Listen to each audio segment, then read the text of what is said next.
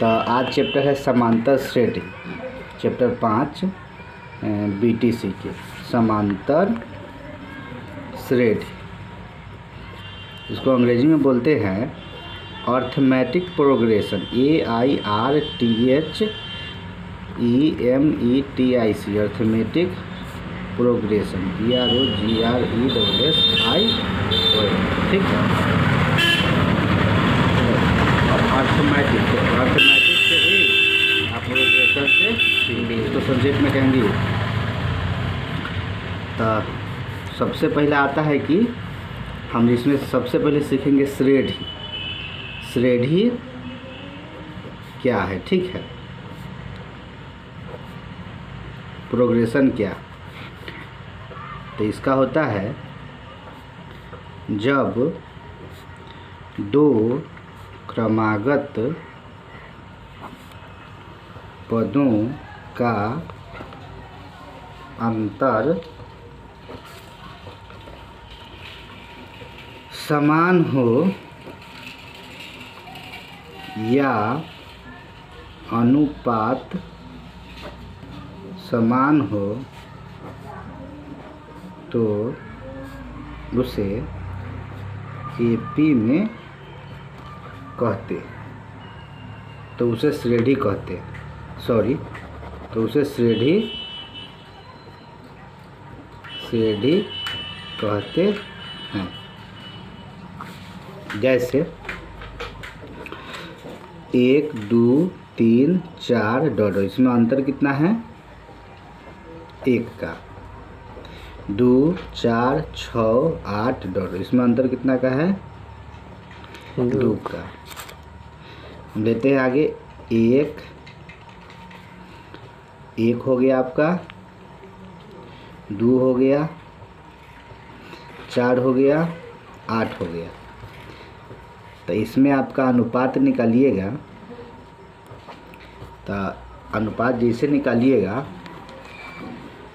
तो अनुपात इसका निकलेगा 1/2, ठीक है। तो यहाँ पर देख रहे हैं कि इसमें अंतर समान है, इसमें अनुपात समान है, तो ये सब श्रेणी में होगा। इस प्रकार हम देखते हैं कि इस प्रकार श्रेणी 2 प्रकार की होती है, 2 प्रकार की हैं। पहला कौन हो गया, अंतर समान है तो समांतर श्रेणी। श्रेणी 2 प्रकार की है, समांतर श्रेणी, इसको संक्षेप में एपी कहेंगे। और दूसरा अनुपात यहाँ पर समान आया है तो गुणोत्तर श्रेणी, गुणोत्तर श्रेणी, इसको हम ज्योमेट्रिक प्रोग्रेशन यानी कि जीपी कहते हैं। तो 10वां में न समांतर श्रेणी खाली पढ़ना है। तो अगला क्वेश्चन हम लिखेंगे समांतर श्रेणी क्या है। तो चलिए इसका आंसर देखते हैं। जब क्रमागत पदों का अंतर समान हो तो उसे एपी यानी समांतर श्रेणी में कहते हैं। जैसे आपका हो गया 1 2 3 4 डॉट, इसमें अंतर कितना का है, 1 का। 2 4 6 8 डॉट, इसमें अंतर कितना का है, 2 का। ये कैसे कर देते हैं। अब चलिए आगे बढ़ते हैं। जो भी समांतर श्रेणी होता है उसके जो पद होते हैं उसका नाम होता है।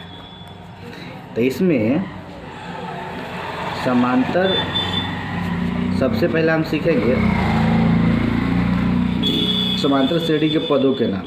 समांतर श्रेणी के प्रमुख पद। पहला नंबर 1 में है पदांतर या शार्ब अंतर, इसको अंग्रेजी में बोलते हैं कॉमन डिफरेंस।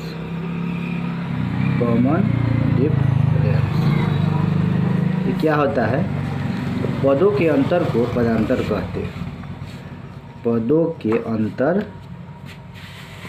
को पदांतर कहते हैं। जैसे एक एपी लिए हम 1 2 3 4 डॉट डॉट, इसका पदांतर हो गया, तो इसका पदांतर कितना हो गया, अंतर कितना है, इसका हो गया पदांतर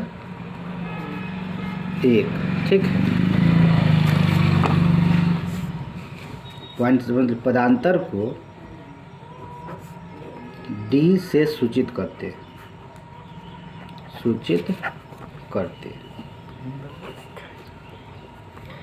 एपी के प्रथम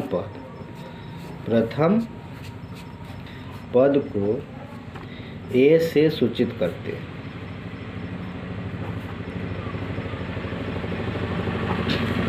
आगे बढ़ते हैं। एपी के कुल पदों की संख्या को n से सूचित करते। आगे बढ़ते हैं। एपी के अंतिम पद को nवां पद या an कहा जाता है। अब हम लोग एपी के पदों के योग को Sn से सूचित करते हैं।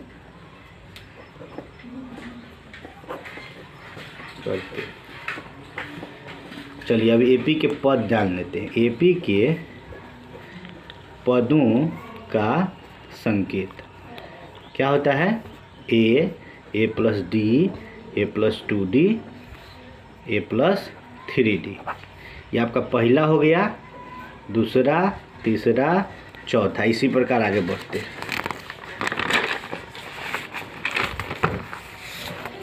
यानी प्रथम पद बराबर ए, दूसरे पद, द्वितीय पद ए प्लस डी, तीसरे पद, इसको ध्यान समझिए, ए प्लस 2d, चौथे पद ए प्लस, यहाँ तीसरा था तो 2 हुआ है, तो तीसरा था तो 2 है, तो चौथा हुआ तो 3 होगा। इसी तरह से चलते हैं। बाद वीवीआई सूत्र है एपी के एनवां पद। तो एपी के एनवां पद क्या होता है, एन बराबर a plus n minus 1 into d, जहाँ कौन क्या है आपको पहले बता दिए हैं। ए हुआ प्रथम पद, एन कुल पदों की संख्या, डी सार्वंतर और एन अंतिमा पद। एपी के माध्य क्या होता है, अंतिम पद जो शुरू का पद बटे 2। एपी के एन पदों का योग, एन पदों का योग होता है एस एन बराबर एन बटे 2 into 2a plus n minus 1 into d, जहाँ एस एन कुल पदों की संख्या। अब आगे बढ़ते हैं हम लोग। यहाँ पर हम लोग इसको ऐसे भी लिख सकते हैं, या एस एन बराबर एन बटे 2 इंटू ए प्लस एल, जहाँ एल अंतिमा पद है। जहाँ एल क्या है, जहाँ आपका एल जो है अंतिम पद या एनवां पद है। उसके बाद हम लोग इसमें कुछ ऐसा बात है, जैसे कि कोई हमारा श्रेणी है, ठीक है, श्रेणी या श्रेणी समझ लीजिए, एपी में है कि नहीं, तो इसकी जांच हम कैसे करेंगे। एपी में है तो इसका दूसरा पद में से पहला पद को घटाएंगे, तो तीसरा पद में से दूसरा पद को घटाएंगे तो अंतर समान हो जाएगा। यानी कि दूसरा पद घटाओ पहला पद बराबर तीसरा पद घटाओ दूसरा पर। अगर ये समान आ गया तो हम समझेंगे कि वो AP में है, और न तो समझेंगे कि AP में नहीं है।